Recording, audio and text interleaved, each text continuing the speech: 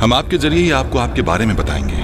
ہم آپ کو عالم ظاہر سے نکال کر علم باطن کی معرفت دیں گے.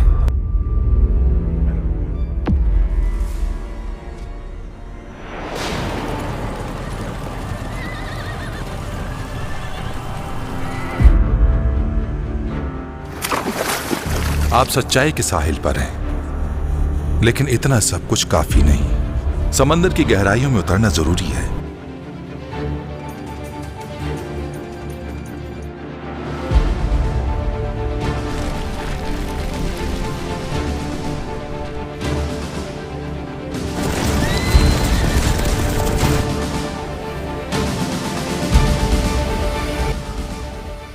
اس کے ظاہر پر مت جانا. ظاہر آپ کو دھوکہ دے سکتا ہے، حقیقت دل کی آواز میں پوشیدہ ہے.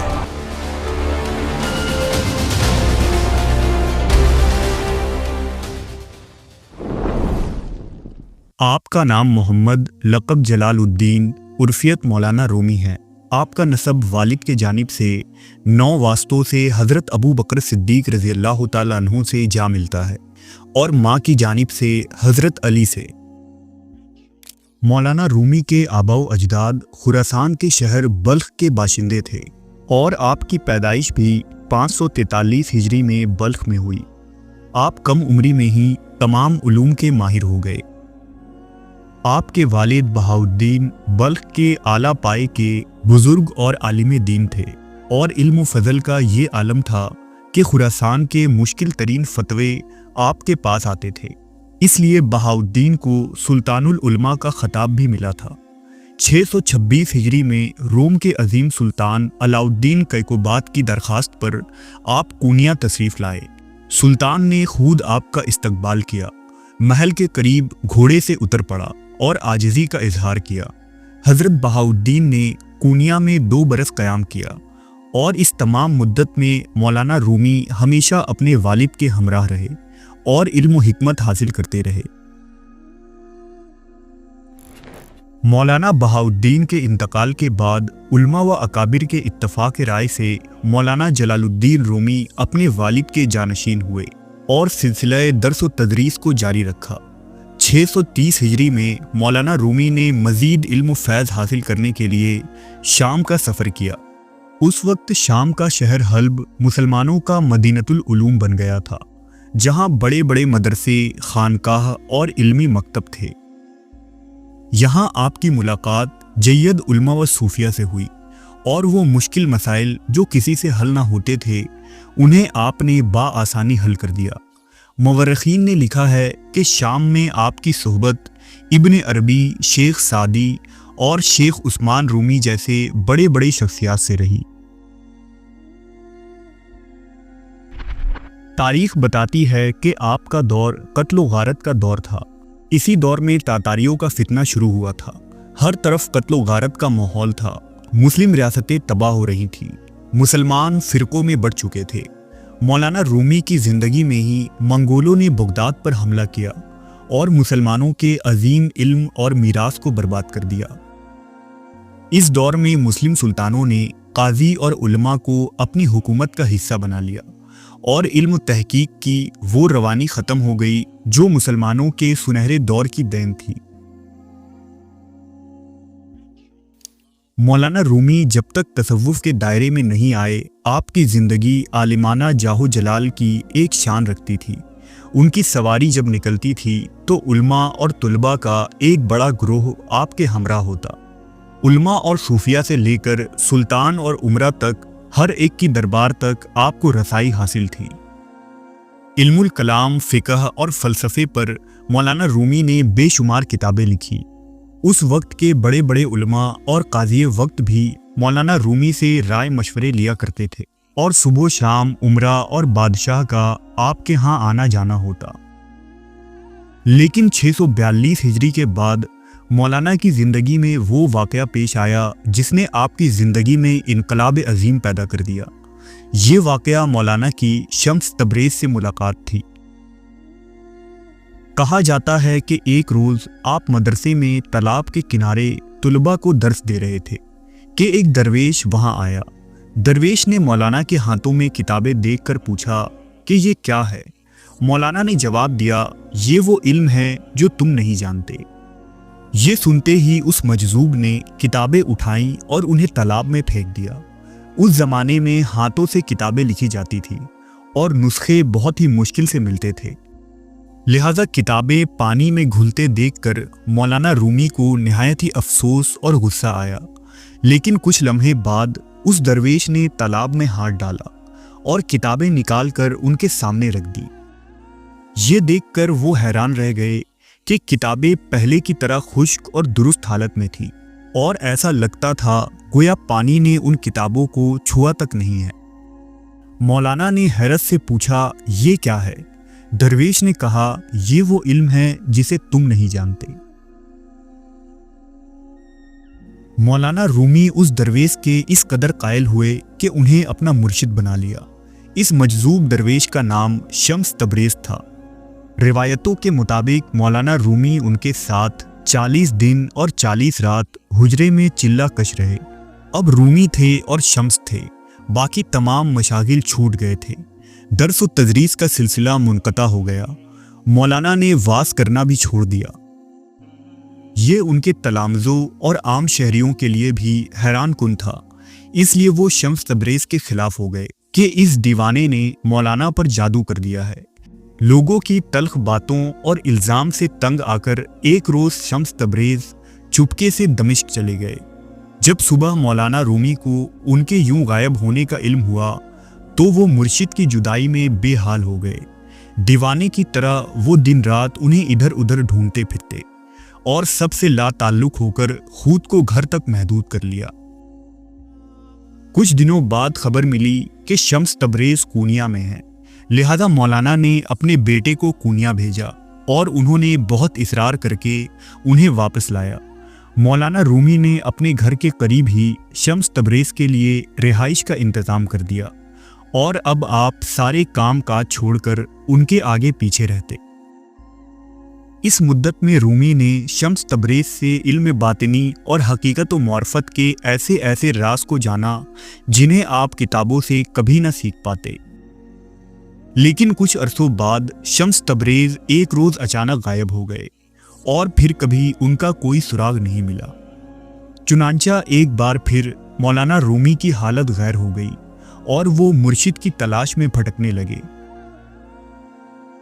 آخر کار ایک دن رومی سمجھ گئے کہ اب مرشد سے دوبارہ ملاقات کی کوئی امید نہیں۔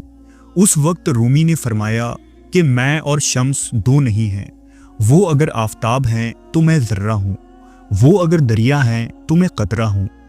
ذرہ کی ہستی آفتاب ہی سے ہے اور قطرہ کی تری دریا ہی سے ہے، بس فرق کیا ہوا؟ تاہم مولانا کے اندر کچھ تبدیلیاں آ گئی۔ آپ شعر اور مثنوی کہنے لگے، جوش و جذبات میں اٹھ کھڑے ہوتے اور جھومنے لگتے۔ مولانا رومی کے شب و روز بدل کر رہ گئے۔ اب ان کے سوچ و عمل سے واضح ہونے لگا تھا کہ ان کی شخصیت پر تصوف غالب آ چکا ہے، اور دنیا نے دیکھا کہ ایک جگہ سے دوسری جگہ جانے کے لیے پالکی کا مسافر مولانا جلال الدین رومی ایک گدڑی اٹھائے دنیا کی بے ثباتی پر گواہی دے رہا ہے۔ آپ کی ریاضت و مجاہدے میں حد سے زیادہ اضافہ ہو گیا۔ آپ کے مریدوں کا بیان ہے کہ مولانا کو کبھی رات کے لباس میں نہیں دیکھا گیا، بستر اور تکیہ گھر میں موجود نہیں ہوتا تھا، قصدن لیٹتے نہیں تھے، نیند غالب ہوتی تو بیٹھے بیٹھے سو جاتے، اکثر روزہ رکھتے اور کئی روز مسلسل کچھ نہ کھاتے تھے۔ مزاج میں انتہائی درجے کی زہد و قناعت تھی۔ سلطان اور عمرہ ہر قسم کے تحفے تحائف بھیجتے تھے، لیکن مولانا اپنے پاس کبھی کچھ نہ رکھتے۔ جو چیز بھی آتی اسے اسی طرح مریدوں اور مسکینوں میں تقسیم کر دیتے۔ کبھی کبھی ایسا ہوتا کہ گھر میں نہایت ہی تنگی ہوتی۔ جس دن گھر میں کھانے کا سامان نہ ہوتا تو بہت خوش ہوتے اور فرماتے کہ ہمارے گھر سے درویشی کی بو آتی ہے۔ مولانا رومی ایک نیم مجذوب درویش بن چکے تھے۔ نہ شان و شوکت، نہ واز کوئی، نہ علمی مجلسیں۔ زیادہ وقت اب عالم وجد میں رہتے اور اگر بولتے تو صرف خوبصورت شعر کہتے جسے ان کے مرید لکھ لیتے۔ آپ کی شاعری میں عشق حقیقی، اللہ اور نبی سے محبت کا اظہار، پند و نصیحت اور فلسفیانہ باتیں موجود ہیں۔ آپ نے حقیقت کو باہر کی دنیا کے بجائے اپنے اندر تلاش کرنے پر زور دیا۔ رومی کے اشعار انسان کو اپنے باطن کی جانب متوجہ کرتی ہیں۔ شمس تبریز کی تعلیمات نے رومی کو عشق الہی اور باطنی حقیقت کے بارے میں نئے زاویے دکھائے۔ رومی نے شمس کے ساتھ اپنی روحانی تجربات کو شاعری کی صورت میں ڈھالا۔ شمس تبریز کا رومی کی زندگی پر اتنا گہرا اثر تھا کہ ان کے جانے کے بعد رومی نے اپنا دکھ اور غم اپنی شاعری میں اتار دیا۔ رومی لکھتے ہیں، بانسری سے سن کیا بیان کرتی ہے، وہ جدائیوں کی کیا شکایت کرتی ہے، کہ جب سے مجھے ہنسلی سے کاٹا ہے، میرے نالا سے مرد و عورت سب روتے ہیں۔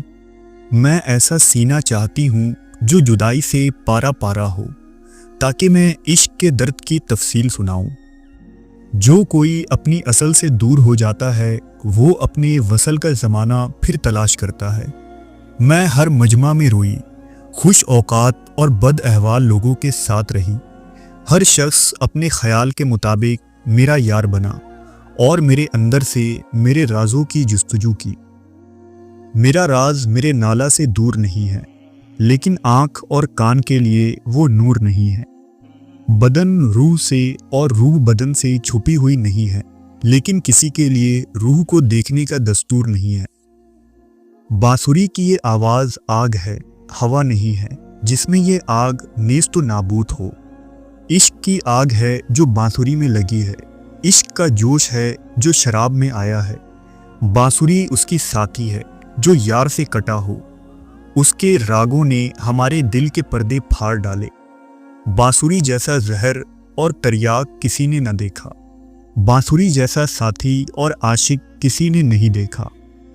بانسری خطرناک راستہ کی بات کرتی ہے، مجنوں کے عشق کے قصے بیان کرتی ہے۔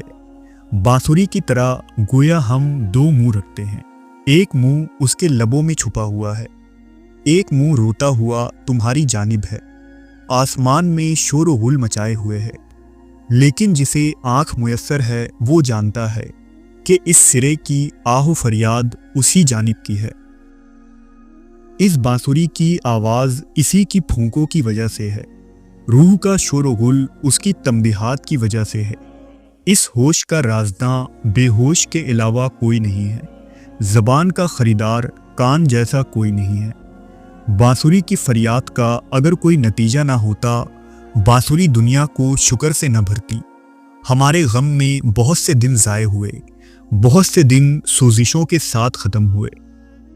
کوئی ناقص کامل کا حال نہیں معلوم کر سکتا، بس بات مختصر چاہیے۔ شراب جوش میں ہمارے جوش کی محتاج ہے، آسمان گردش میں ہمارے ہوش کا قیدی ہے۔ شراب ہم سے مست ہوئی نہ کہ ہم اس سے، جسم ہماری وجہ سے پیدا ہوا نہ کہ ہم اس کی وجہ سے۔ سچی بات سننے پر ہر شخص قادر نہیں ہے۔ اے بیٹا، قید کو توڑ، آزاد ہو جا۔ سونے چاندی کا قیدی کب تک رہے گا؟ اگر تو دریا کو ایک پیالے میں ڈالے تو وہ کتنا آئے گا؟ حریصوں کی آنکھ کا پیالہ نہ بھرا جب تک سیپ نے قناعت نہ کی موتی سے نہ بھرا۔ جس کا جامہ عشق کی وجہ سے چاک ہوا، وہ حرص اور عیب سے بالکل پاک ہوا۔